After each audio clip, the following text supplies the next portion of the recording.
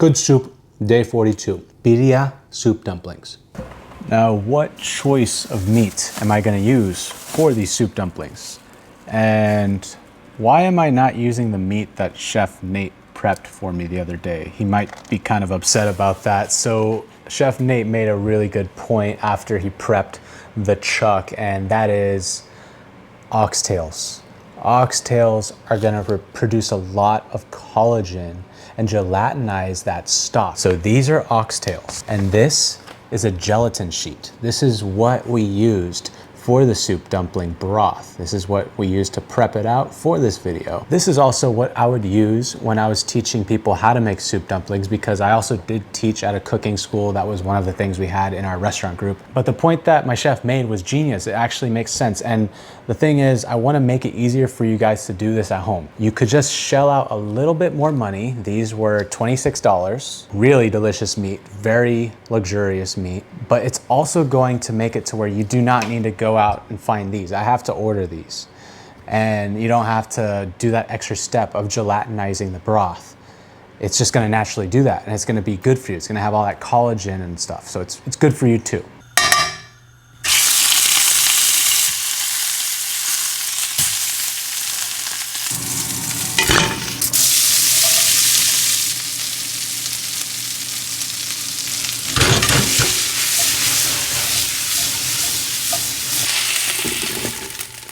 Now, why do I achieve so much char and color on my meats before I braise them? Same thing goes for the onions. I could even do some more color, to be honest. I like to get some good char because this is gonna develop more flavor.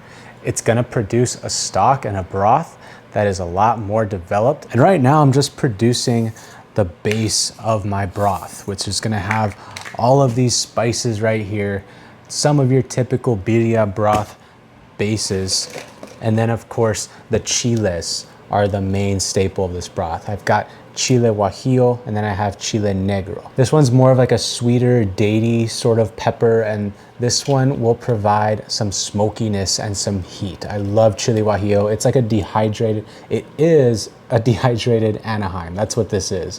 And since they're going into the broth, I don't need to reconstitute them. They're just gonna reconstitute in the broth itself. Why don't I just put water straight into the pot? I've mentioned this time and time again. This is not a must, but if you have the stock, use the stock. I can't tell you how many times that people wonder why things in restaurants taste so much better. It's because of all these extra little steps, like adding in a stock to what's gonna produce a really nice broth already is gonna make it that much more flavorful and better. The reason is, it's because we already have it in the walk-in cooler, so use it, right? It's gonna make it that much better, especially if you're charging people for it. But yeah, if you're at home and if you have it, I highly recommend using it. If you don't have stock, put a little bouillon cube into your water.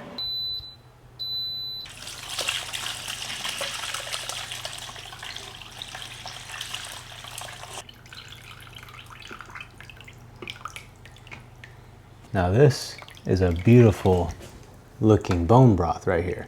And you know, you're probably wondering what I'm wondering right now. How am I gonna make sure this is gonna turn into Jello or not? You're probably thinking, you already know that, don't you? No, I don't. I'm not a wizard or a magician. Do I look like one? Don't answer that. This right here is a really cold plate. And the reason for the cold plate is I can take a little spoonful of my broth, pour it on there, then give it a little swirly swirl around. And then I can show you right there, the top layer has pretty much gelatinized on my finger.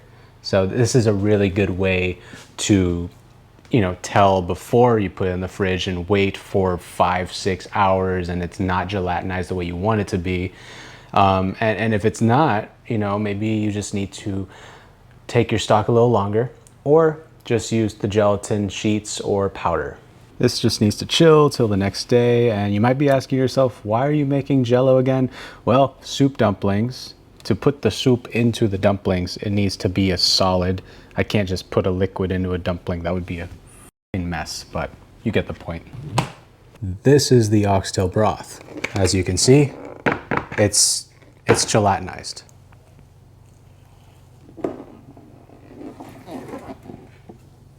This is beef broth. See, as you can see, it's just super gelatinous. And this is the main reason for doing this, is so I can take this deliciousness and stuff it into a dump. So this is the main purpose for using gelatin, or like I said, a really nice meat like oxtail that's gonna have like all that collagen in it. This is just reduced quite a bit so I can stuff it into there. Now, why did I separate the liquid from the beef? Now, the whole main reason was to strain out any impurities, and also so I can let it set correctly. And now I can marry it back together with my oxtail, or if I have some leftover beef from something else, I've got some pulled chuck from another braise that I did. And now I can just go ahead and marry the meat right back with this gelatinous broth. Now, I remember I actually just cooked these back in Houston. I had a pop-up dinner and I made a bunch of these guys as my amuse-bouche. So amuse-bouche just means, I think it means like fun mouth or something like that. Something to amuse your mouth. Anyways, I did the exact same thing. I made a birria dumpling, but they all popped. So I had to make like 50 on the fly, which just means like on the spot. And that's because someone put them in the oven and didn't like put nonstick spray, so they all stuck.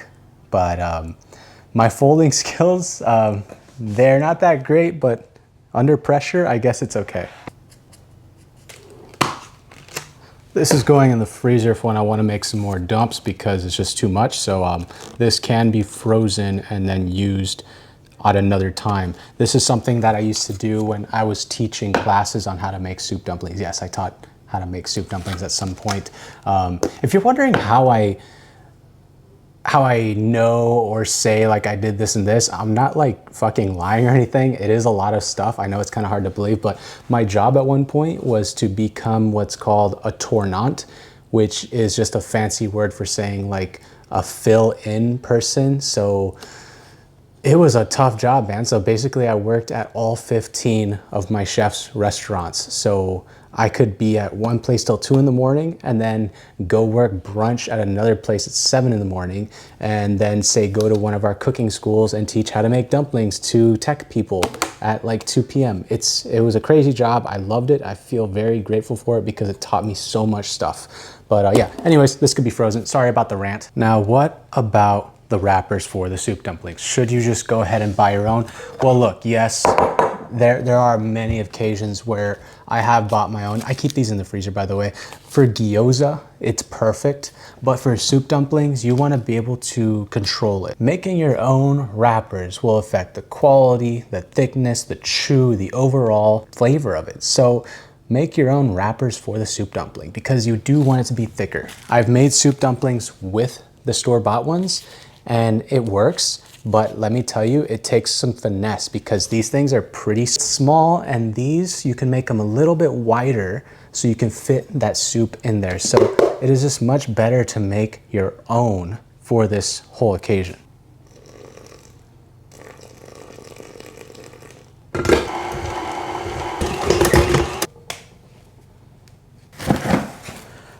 Now, why am I covering the dough? And why am I letting it rest in this bowl covered? The reason is the gluten elasticity. When I mix this up, that gluten's gonna be really elastic and tense. And I need it to relax, because if I'm rolling it out, it's gonna snap back and it's gonna shrink. And I don't want that. If you've ever made flour tortillas, which I've shown on the channel, if you roll out that tortilla fresh from being mixed together, it's just gonna shrink back into itself and you're gonna have a really chewy, like cardboard tortilla. Like, it's not gonna be nice. So we just go ahead and let your dumpling rest for a good 10 to 15 minutes.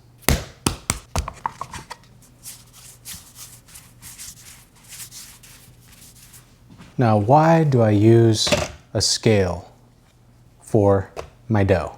See, nobody's perfect. So if I scale out my dough, I don't have to worry about if I'm eyeballing it the right way and making them the same size, because then I might have some dumplings that are thicker than others. So if they're all the same weight, then I won't run that risk and I'll have more consistency and less jealous people. What if you get a dumpling that's thicker than your other dumpling and you're like, why'd he get the good dumplings? You know what I'm talking about.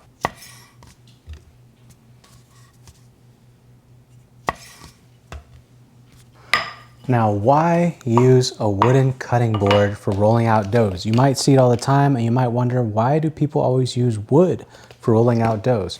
And the whole reason for that is for one, it looks cool. It looks really nice. They're nice. It's aesthetic. And then two, did you know that cutting boards are actually antibacterial? So cutting boards are antibacterial, so it makes for a hygienic choice. Looks cool.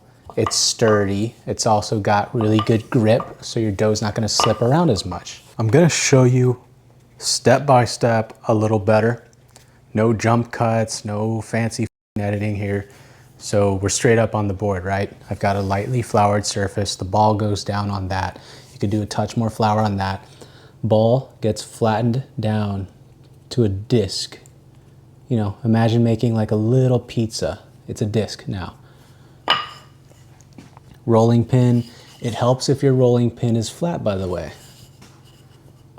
Roll it, and now it should be slightly oval. I turn it, and then I roll it again. Turn it 90 degrees, roll it. Turn it 90 degrees. I'm also holding it down with the tips of my fingers. Roll, turn, roll. Try to use the same amount of pressure on every single roll as well, so we don't go overboard on one side and end up kind of lopsided, if that makes sense.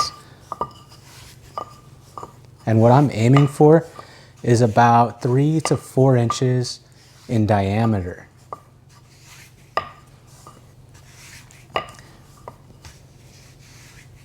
And there we go.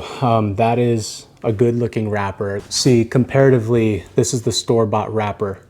This is the size of the homemade wrapper. As you can already tell, one is slightly bigger and it's gonna help us to fill it more, and also it's more elastic so we can get those nice pleated folds in and hold the soup in. And also it's thick enough so it's gonna hold the soup in without tearing. How do you keep them from drying out while working? Toss it into a bowl, cover it with a damp cloth, and that is gonna keep them from drying out. Here is my setup. Dumpling wrappers, filling, cup with water, sheet tray with cornstarch as my landing pad. Now, why is everything on the left side?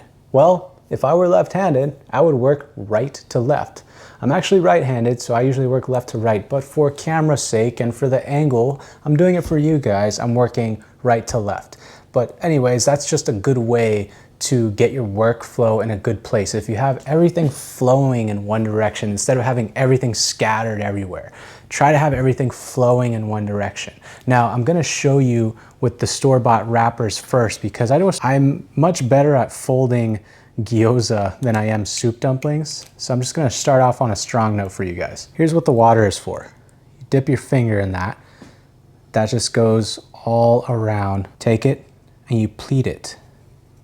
See how I'm folding in the dough all along the edge. And the more you practice, the better you get at this, obviously, just like with anything. Like right now, I'm obviously kind of rusty, so that's not very pretty, but you get the point. This would be a gyoza fold right here. Why do I use an ice cream scooper? Same thing. It has to do with portion control, just so I can get the same amount of filling into each one. Now, you don't have to do this, but it just makes for a more consistent product. Whenever you're working with this, you want to have consistency because, you know, some might explode if you overfill them and stuff like that. So what I'm doing is, it's different from gyoza. I'm working my index finger and pinching it on the outside instead of through the inside.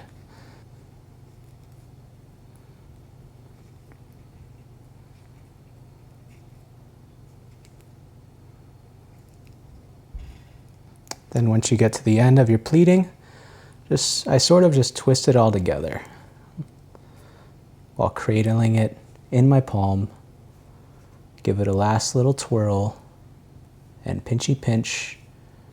And there we go. there's a little soup dump for you right there. Onto a sheet tray covered in cornstarch. These can go in your freezer or you can cook them off immediately. Now, why do you see these bamboo things at the restaurants with your dumplings in them? Well, simple answer is this is a steamer. You put this on the pot of boiling water, simmering water, one of these guys, so they don't stick. I'll tell you why right now.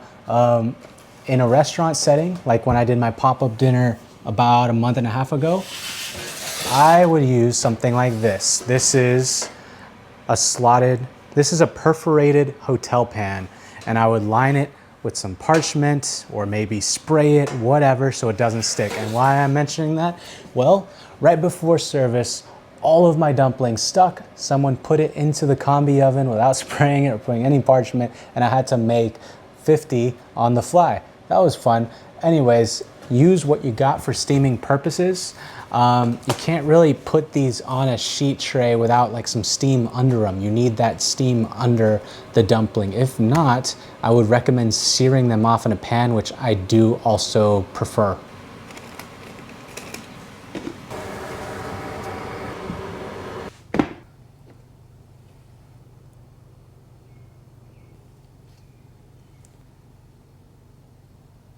And since these are sort of Mexican, you know, birria soup dumplings, I'm using my buddy's chili oil, the Downest Foo right here. Go check it out, House Food Chili Oil. It's really freaking good, man. It's super nice. And this is a birria soup dumpling, so of course we gotta do lime with Mexican chili oil. This is what it looks like if you put it into a gyoza wrapper, just if you wanna know.